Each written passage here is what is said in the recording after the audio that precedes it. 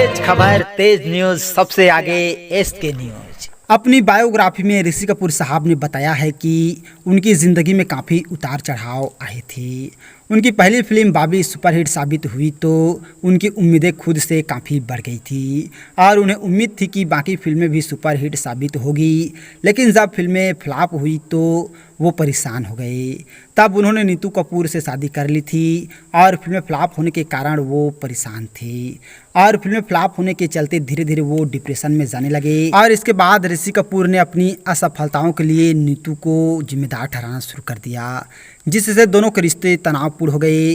और ऋषि कपूर साहब ने लिखा, नीतू प्रेग्नेंट थी और हमारी बेटी रिद्धिमा का जन्म होने वाला था और इस हालात में उससे मेरे ऐसे बर्ताव को सहना पड़ा और बाद में अपने कलीग्स, परिवार और दोस्तों की मदद से हालात से बाहर निकला। लेकिन मैं यह समझ सकता हूँ कि मेरा ऐसा बर्ताव उसे दुख हुआ होगा। और अमिताभ बच्चन के बारे में लिखी ये बात। ऋषि कपूर साहब ने अपनी बायोग्राफी में बताया है कि पुराने दौर में अमिताभ बच्चन के लिए विशेष रूप से रोल लिखे जाते थे और उन्हें उनकी सभी फिल्मों की सफलता का श्रेय दिया जाता था। और बावजूद यह तथ्य स्वीकार किए कि सेकेंड रोल वाले कलाकार भी शानदार अभिनेता थे। ऋषि कपूर साहब ने लिखा, कभी कभी एक रोमांटिक और मल्टी स्टारर फिल्म थी, इसमें मैं भी था, लेकिन ज़्यादा चर्चा नहीं हुई और मेरे साथ ही नहीं शशि कपूर, शत्रुघ्न सिन्हा, धर्मेंद्र, विनोद खन्ना ने भी इसका सामना किया। हम छोटे सितारे हो सकते हैं पर हम कलाकार कम नहीं थे। लेकिन यह कुछ ऐसा है जो अमिताभ ने कभी किसी साक्षात्कार या पुस्तक में भी स्वीकार नहीं किया है। उन्होंने कभी भी काम करने वाले अभिनेताओं को उचित श्रेय नहीं दिया है। और दोस्तों, राजेश खन्ना ने फेंक दी थी ऋषि कपूर की अंगूठी। यास्मीन मेहता ने ऋषि कपूर को एक अंगूठी गिफ्ट की थी और जब दोनों डेटिंग कर रहे थे उस पर एक पीस साइन बना हुआ था। जब ऋषि कपूर साहब फिल्म बाबी में काम कर रहे थे तो डिम्पल ने उनसे लेकर उसे अपनी उंगली पर पहना लिया था। ऐसे में जब राजेश खन्ना ने उनको प्रपोज किया तो यह अंगूठी हाथ में देखी और जुहू में उसके पास रिंग को समुद्र में फेंक दिया था। तब यह किस्सा सुर्खियों में छा गया था कि राजेश खन्ना ने ऋषि कपूर की अंगूठी समुद्र में फेंक दी। सच्चाई यह है कि मैं डिम्पल के साथ कभी प्यार में नहीं था, नहीं किसी तरह का लगाव था। और दोस्तों, नीतू नहीं इनके प्यार में पागल थे ऋषि कपूर।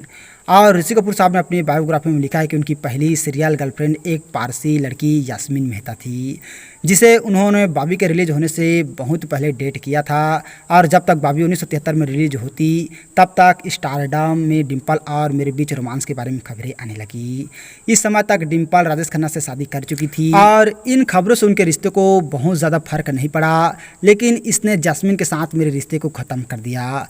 मैंने उसे अपने जीवन में वापस लाने की बहुत कोशिश की लेकिन वो नहीं मानी। और दोस्तों, नरगिस और वैजंती माला से था राज कपूर का अफेयर। मालूम हो कि साल 2017 में ऋषि कपूर साहब ने किताब लिखी जिसका नाम था खुल्लम खुल्ला।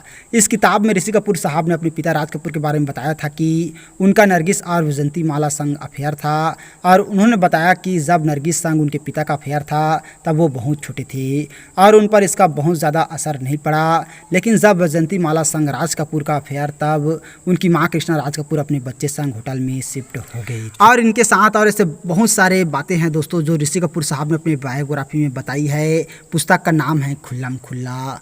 तो दोस्तों, आज है ऋषि कपूर साहब का पुण्यतिथि, तो हम लोगों की तरफ से ऋषि कपूर साहब को भावपूर्ण श्रद्धांजलि। और आप जहां भी रहें खुश रहें, आबाद रहें, हम लोगों की यही दुआ है। तो और ऐसे ही जानकारी के लिए अगर अभी तक आप लोगों ने हमारे चैनल को सब्सक्राइब नहीं किया है तो प्लीज़ दोस्तों हमारा चैनल ज़रूर सब्सक्राइब कीजिएगा। और वीडियो को अभी तक लाइक नहीं किया है तो लाइक कीजिएगा, शेयर कीजिएगा। थैंक यू दोस्तों हमारे वीडियो वॉचिंग करने के लिए।